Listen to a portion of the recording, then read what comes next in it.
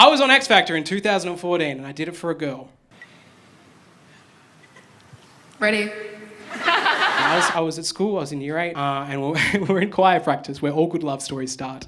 And she was like, "You're really good at singing. You should audition for X Factor." And most kids my age would be like, "Thank you, but no." Me? I was like, "Yeah, baby, let's do it." That night I Googled how to audition for X Factor. Surprisingly easy. They were having an open audition at Caulfield Racecourse. I go through like many rounds that day. I come across producers and execs, and they put me through. And then 2 months later, I get a call saying that I'm going to be performing at Rod Laver Arena. Yeah, my first gig was to 20,000 people at Rod Laver Arena. So a room of this size, pretty disappointing. This is cool! I'm backstage and they were like, "Why are you here today?" And I'm like, "Oh, because the girl I like told me to audition." They're like getting all of this B-roll of me saying how much I love this girl, what I'll do to this girl when I get her. I think it will help me to get her. That sounds really wrong. She's not a moth. And I'm downstairs, right, waiting to go on stage. And this producer comes over to me and he's like, "Hey, you know those in-ear monitors that you would use to hear the beat, the time, and make sure you can sing in tune? They're not working. Isn't that crazy? You don't mind going on stage without in-ear monitors so you can bomb in front of 3 million people on television. You don't mind doing that, do you?" And this was at the time before the kids' Me Too movement of that Nickelodeon documentary. You could do anything to us. And I was like, "Absolutely." And he sends me out and I skip out on stage like this.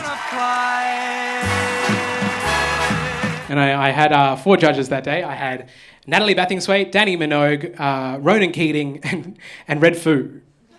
You know that Everyday I'm Shuffling guy? You know his real name is Stefan Kendall Geordie? I had to go to school the next day. Hopeful that she liked me. Realistically, The girl I like she told me wouldn't. to. I had an excursion to the Frankston Magistrates Court. Have you ever been recognised by junkies fighting for their kids, man? There was like a lady, she was like, "Were you watching the tally last night? Well, the little fat boy, the one from X Factor, he's here," you know?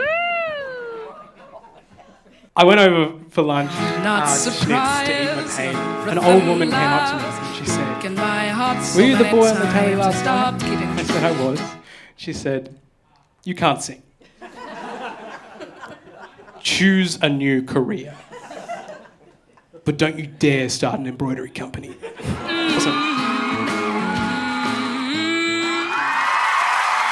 Lady.